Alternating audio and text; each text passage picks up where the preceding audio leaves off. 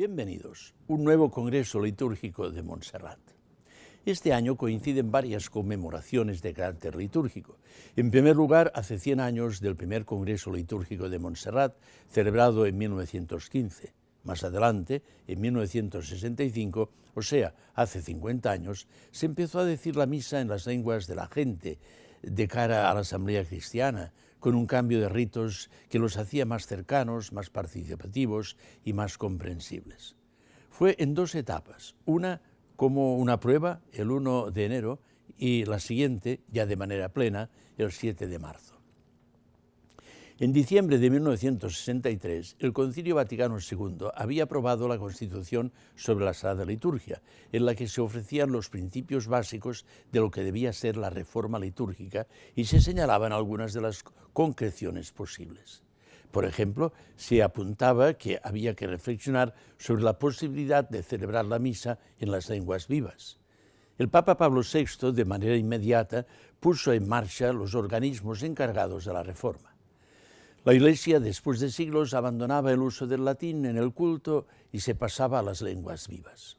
Fue un gran cambio, no en el orden de las verdades de la fe, pero sí en la práctica cristiana. No todo el mundo entendió la motivación profunda de la Iglesia para dar este paso. Dejar el uso del latín se vio como un cierto empobrecimiento cultural, pero hacer entrar las lenguas autóctonas en el culto también tenía una dimensión cultural muy positiva. Y así se vivió en Cataluña, donde el uso de la lengua vernácula en la catequesis, la predicación y el culto había pasado por momentos difíciles.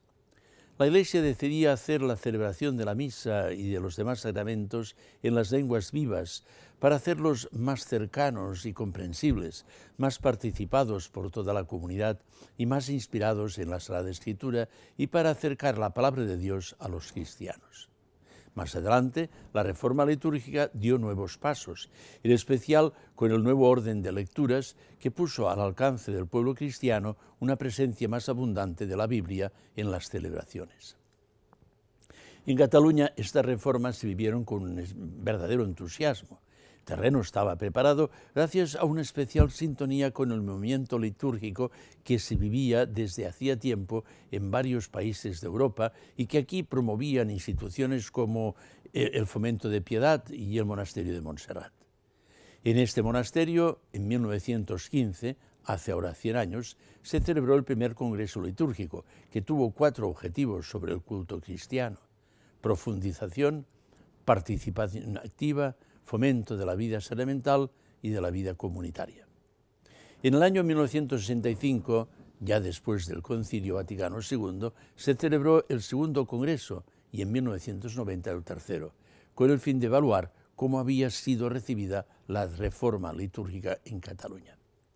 Ahora, nuevamente, los obispos de las diócesis catalanas y el abad de Montserrat hemos convocado un nuevo Congreso Litúrgico, el cuarto, que tendrá lugar los próximos días 16, 17 y 18 de abril, coincidiendo con el centenario del primer Congreso, muy centrado en el futuro de la reforma litúrgica en nuestra tierra. Hasta la semana próxima, si Dios quiere.